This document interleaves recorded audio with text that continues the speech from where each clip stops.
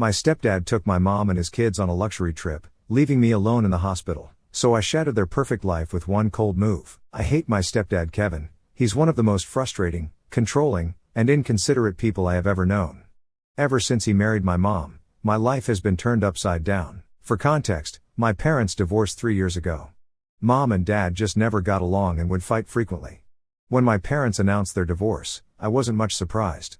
My mom and dad were never a great match from the start. Honestly, they tried to make it work, but there was always tension between them, especially when it came to responsibilities around the house. Although my mom technically stayed at home, she didn't enjoy any of the typical household duties that often come with that role. Cooking, cleaning, or even helping me with homework were not really her priorities, and she made no secret of her dislike for doing those things. Instead, she liked to spend a huge chunk of her time on her phone, trying to build an online following. She considered herself a beauty influencer, always recording or posting something, even though her follower count wasn't exactly impressive. When she wasn't glued to her phone, she spent much of her time on a significant portion of my dad's income, going out with her friends on shopping sprees, brunches, or beauty treatments. Those were her regular activities. She never really fit the mold of what most people think of as a typical mom. While other parents generally check on their kids' assignments, making sure they are keeping up with their studies and asking about their daily lives, my mom's primary concern was to only look after herself. She constantly stressed about her appearance and also expected me to stay fit at all times and put together. It was almost as if she saw me more as a reflection of her own image than as an individual with my own needs. Anyway, after the divorce, both my parents got custody of me, and my time was split between them. Initially, it took me some time to adapt to living between two separate households. And just as I was starting to settle in, my mom met Kevin. She seemed smitten by him from the very first date. In just a few days, they started to officially date, and after a few weeks, Mom made me meet him. Suddenly, this stranger was everywhere, and I was expected to welcome him into our lives with open arms. Now, I wouldn't have had any problem accepting Kevin if he were a decent person, but the reality is he's not. Right from the beginning, Kevin had these unrealistic expectations. He assumed I would just happily accept him as my new dad, even though he was, in my eyes, a total downgrade from my actual father. He constantly meddles in my life and seems to seize every opportunity to belittle me.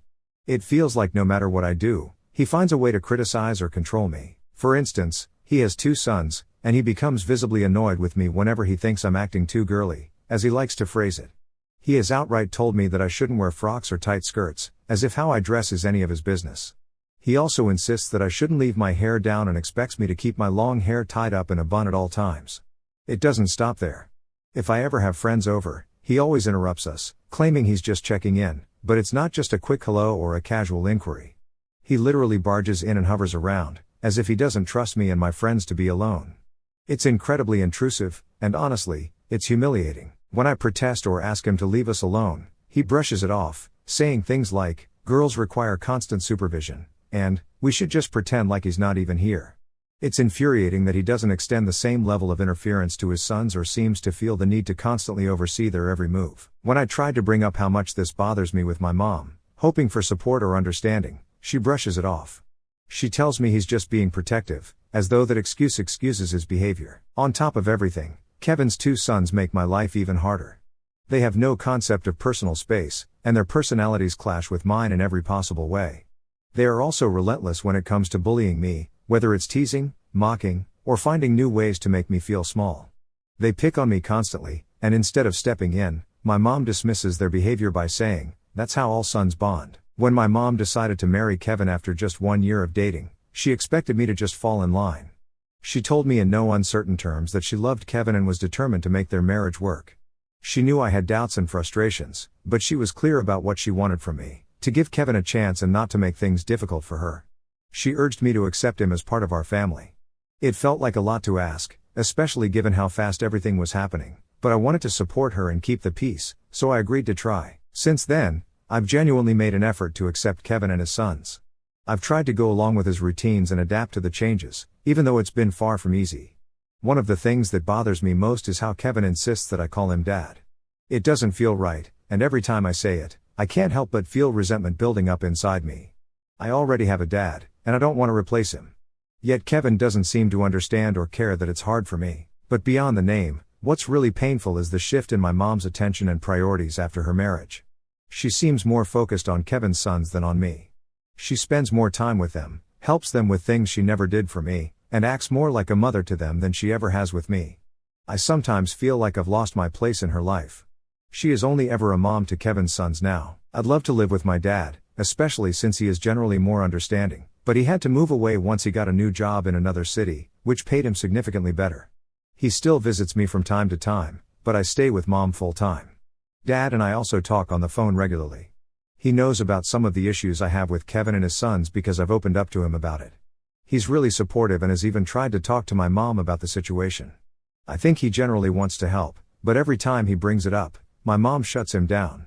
She tells him to back off and insists that he shouldn't interfere in her marriage. Over the years, I've done my best, despite everything, to adjust to life with my new family.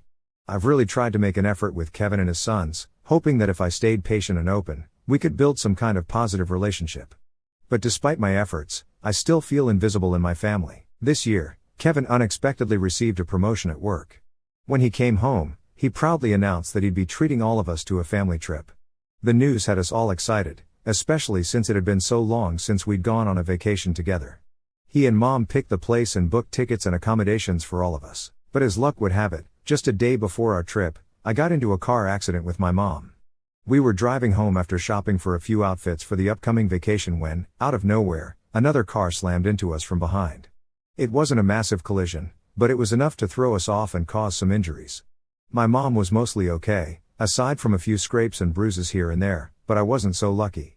I ended up with a broken arm and a concussion from the impact. The ambulance was called, and before I knew it, I was being admitted to the hospital. When Kevin first heard about our accident, he rushed to the hospital, looking concerned. At first, I thought he was genuinely worried about me and my mom, that he was showing up because he cared about our well-being. But then he kept bringing up the trip, obsessing over whether or not we'd still be able to go and worrying that the money he'd spent would go to waste. The doctors eventually informed us that, due to my concussion, I'd need to stay in the hospital for a few days for observation. They wanted to make sure I was okay before clearing me to go home, but travel was definitely off the table for me. Kevin looked at me, frustrated, as if it was my fault for getting into the accident and wasting his money. Since I had to stay in the hospital, my mom half-heartedly offered to stay back with me. It gave me a glimmer of hope that she would choose to support me during such a difficult time. However, Kevin was quick to jump in, arguing that since our plane tickets were already paid for, we were already losing money with me not going, and that it wouldn't make sense for my mom to also waste even more money by staying behind. He then turned to me and told me that, at my age, I should be perfectly capable of staying at the hospital alone for a few days. He pointed out how safe the hospital was, with doctors and nurses on call 24/7, implying that I had nothing to worry about. Kevin then went on to insist that, once I was discharged, he'd arranged for a babysitter to stay with me at home. I argued with him that I wasn't comfortable staying at the hospital alone or having a babysitter take care of me back home. I begged my mom to stay with me instead. My mom did try to stand up for me, telling Kevin that it wasn't right to just leave me alone in the hospital. She knew that this was wrong. However, Kevin still pushed back. He kept arguing that my mom's presence was unnecessary and that her staying would only mean sitting by my side and doing nothing productive the whole day. He made it sound as though her presence was useless, ignoring the emotional support she could actually provide. For him, not wasting his vacation money was more important than anything else. Clearly, he didn't see me as his real child, so he just didn't care about how I felt or what happened to me. I tried to plead that, at 15, I shouldn't be left alone in the hospital. I was scared and in pain, and the idea of going through all of this without any family member around was overwhelming. I suggested a compromise, saying that maybe mom could call my dad to come down and stay with me while she and Kevin would be gone. Sure, it would take a little time for him to get here since he lives in another city, but I was confident he'd come in a heartbeat if he knew I was hospitalized. I thought this could be a way for them to still go on their trip while making sure I wasn't alone. But Kevin shot the idea down almost immediately. He dismissed my concerns, saying I was being silly and making a big deal out of minor injuries. He brushed off my suggestion of calling my dad, claiming it would only make him worry unnecessarily. According to Kevin, there was no need to disrupt anyone else's plans over something as trivial as a concussion and a broken arm, injuries that would heal just fine with a few days of hospital rest. In the end, Kevin's pressure worked. I looked at my mom, hoping she'd stand her ground and insist on staying with me, but as usual, she gave in to Kevin.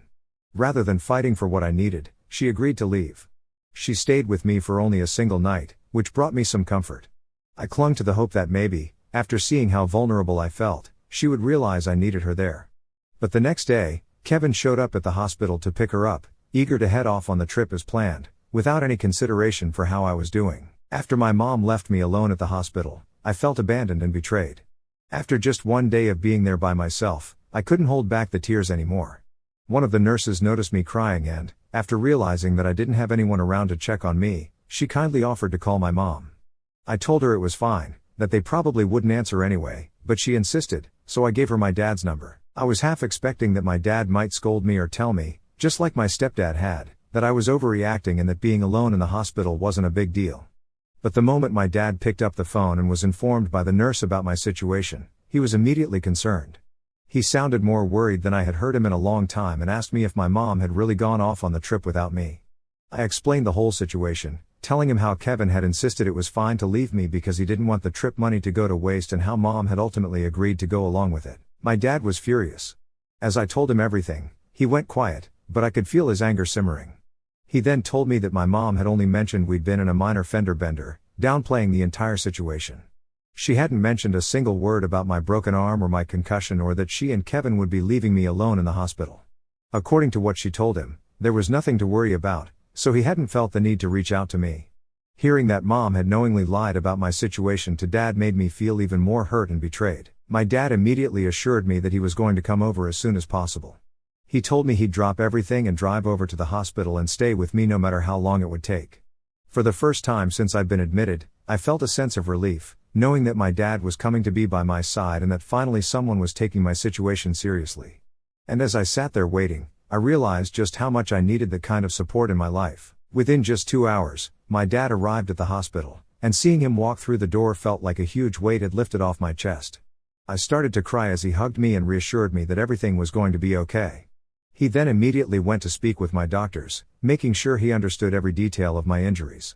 I could see the relief on his face when he confirmed that, while my injuries were painful and serious, they weren't life-threatening. He was very regretful for not being there for me sooner and for not questioning my mom's version of events. He told me he regretted trusting that everything was fine without checking in on me directly, and it was clear that he was beating himself up over it. Obviously, my dad's anger toward Kevin was palpable. He was furious that my stepdad had the audacity to treat my needs so casually and then chose to go on a trip rather than ensuring I was taken care of. The lack of respect and care Kevin showed by leaving me to manage alone in the hospital revealed just how little I mattered to him. His actions spoke volumes, making it clear that, despite being in a relationship with my mom, I was nothing more than an inconvenience to him. My dad tried to call mom and Kevin, but neither of them picked up his calls. This made dad even more furious, and he swore up and down that he was going to teach Kevin and mom a lesson for abandoning me like this. Over the next 2 nights, my dad stayed right by my side, having taken leave from work to make sure I wouldn't be alone. He didn't leave me for a moment until I was finally discharged. And even then, he wasn't comfortable with me going back to Kevin's house, where I'd be left with just a babysitter until everyone returned. Instead, he insisted I come home with him, so I agreed. Once I settled in at my dad's place, he tried reaching out to mom again. She claimed she had missed his earlier calls because she was having so much fun with Kevin and his sons. Hearing this only fueled his anger more, and he didn't hold back. He firmly told her that her behavior was unacceptable, that abandoning me in the hospital was a serious act of neglect, and that he planned to take legal action to hold her and Kevin accountable. He even mentioned taking her to court if necessary so she could even lose custody of me, making it clear that he was prepared to report both her and Kevin for their actions. Since then, my phone has been constantly buzzing with calls and texts from both Kevin and my mom. Instead of acknowledging what they did or expressing any sort of apology, they've been sending message after message accusing me of ruining their vacation by telling my dad about my situation. Kevin has even gone as far as to say that all I had to do was keep my mouth shut and quietly stay in the hospital without making a fuss. According to them, everything would have been fine if I had just complied with them. For everyone asking, now that I've had some time to think about it and have talked to my dad, I realized that there have been so many times over the years that Kevin and mom neglected me, and I just let it happen. I stayed quiet, hoping things would change, but they never did. It's hard to admit, but I allowed myself to be pushed aside for their convenience, and now, looking back, I can't believe I tolerated it for so long. For example, Kevin frequently undermined my relationship with my dad. He would constantly make negative comments about him, saying things like he was a deadbeat or a loser compared to him. This was because Kevin strongly believed my dad wasn't a good husband to my mom and hence he had the right to bash on my dad. Mom also never asks him to stop. Whenever I have had issues at home or tried to talk to mom about them, Kevin always dismisses my feelings by telling me that I make a big deal out of things or I'm just too sensitive because I'm a girl. He often claims that this is why he's so lucky to have only sons. Kevin constantly shows favoritism towards his sons, even in the smallest day-to-day interactions. He doesn't mind giving them money for any expense they have without hesitation, but whenever I ask my mom for anything, Kevin interrogates me with countless questions. He constantly claims that I'm buying unnecessary things and wasting money, even though it's not even the money that I spend to begin with. It's my dad's money, so I'm allowed to spend it however I want. Despite being in the same house, we never spent quality time together as a family. Kevin and mom would often make plans with his sons and leave me out, claiming they didn't want to bother me or that they wanted to spend some quality time together without me. This often left me feeling abandoned and unimportant. They would go out for dinner or do things that they enjoyed without considering that I might want to be included. This is probably why I was so excited to join them on the vacation, because they rarely ever included me in their plans. Kevin and mom also don't like to celebrate my birthdays. They always tell me that since Kevin's sons don't make a big deal out of their birthdays, I shouldn't expect much either. It's like they believe I don't deserve any special attention just because it's not their way. And when it comes to gifts, I end up getting things that I don't even like or use, as if they don't care enough to put any thought into what I would actually enjoy. Whenever I was struggling with school, Kevin would say things like, "You're just lazy, that's your problem," or, "Why do you even bother with that stuff?" instead of asking what was going on or offering help. He made it about how it inconvenienced him. Mom, on the other hand, would just stay silent, not offering any comfort or words of encouragement, even though she knew how much it was affecting me. So my dad did report mom and stepdad to CPS. It wasn't a decision he made lightly, but he felt it was necessary to ensure that what had happened wasn't overlooked. He couldn't just sit back and let them treat me like that, leaving me behind in the hospital without a second thought. When Kevin and my mom returned home, they were contacted by CPS officials. They had to answer a whole bunch of questions, explaining the situation, their actions, and their decision. I'm sure it was a wake-up call for them, one they probably weren't expecting. But the authorities agreed with my dad that leaving me behind in the hospital, especially after being injured, was unacceptable. They acknowledged that I had been neglected in a way that put my well-being at risk. Later, my mom called me. She wasn't exactly happy, and I could tell from her tone that she was upset at me. She told me that I had pushed both her and Kevin into a lot of trouble by involving CPS. It felt like she was blaming me for what happened, but I knew I hadn't done anything wrong. She warned me that CPS would be reaching out to me next to get my side of the story. My mom then continued to strongly urge me to lie to the authorities, telling me that if I didn't, then I could end up being taken away from her and she would lose custody of me. I argued with her that I wasn't comfortable lying to the authorities and that maybe she should have thought of the consequences of her actions when she abandoned me at the hospital that day. Mom then tried to guilt me, saying things like how she had given me years of her life and that I needed to show my loyalty to her this time. She made it sound like I was somehow going to betray her by being honest with the authorities, as if I was the one at fault for everything that happened. But what really struck me was when she told me that lying would also protect Kevin and his sons.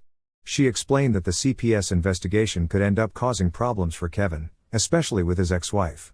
His ex-wife might find out and use this as ammunition to make Kevin pay for it. I just shook my head as I realized how my mom seemed more concerned about my stepdad's reputation and her own than about what I had been through.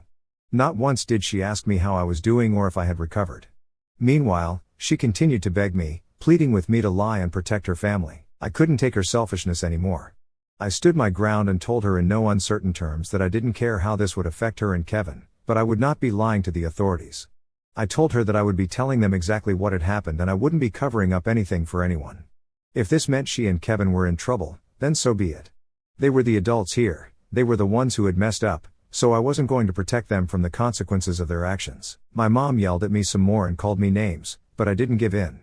Ever since then, I feel guilty. However, I think I'm doing the right thing. Mom has continued to try to guilt trip me, but there's nothing else that she can do for now.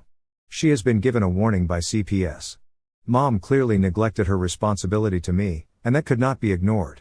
CPS has asked her to make significant changes, like attending mandatory parenting classes and counseling to address her issues with neglect and her relationship with me. Kevin was also scrutinized, as he had shown a lack of respect and care for me, especially during the hospital incident. CPS made it clear that they would be closely monitoring the situation if and whenever I came over to stay with them, and that any further neglect or mistreatment would lead to more serious consequences. Wow, can't believe that it's been almost 4 months now since I have been living with Dad. I feel like I'm finally in a place where I'm not constantly walking on eggshells or doubting my worth. Living with Dad has been such a huge relief. He's supportive, listens to me, and most importantly, he respects my space and my decisions. It's been a complete 180% compared to what I was dealing with before. I feel heard here. I can talk about my day, my struggles, my dreams, and he actually cares. I've been able to focus more on school and my mental health, and I feel like I'm finally getting back to who I really am. I've also made some amazing new friends at school, and I genuinely love spending time with them. In fact, last month, for the first time in a long time, I actually got to have a proper birthday celebration. I invited all my friends over, and we had a pizza party while watching cheesy romantic movies. It was the kind of birthday I'd always wanted but never got when I lived with my mom and Kevin. As for Mom, things are still complicated. She's been trying to contact me more frequently lately, even sending me texts about how sorry she is and how much she misses me. Part of me feels guilty for staying away, but then I remember everything that led to this point. I've made it clear to her that I'm still not ready to come back, and while she tries to reach out, I've established boundaries for myself. Her actions were damaging, and she needs to take full responsibility for that. As for Kevin, he hasn't apologized or taken any responsibility for his actions. Honestly, I'm not surprised. He's never shown any real concern for me or my well-being. The way he treated me, especially when I was in the hospital, is something I'll never forget. Whether he ever changes or not doesn't matter to me anymore. I'm not waiting around to find out. I've learned to rely on myself and the people who truly care about me, and that's enough.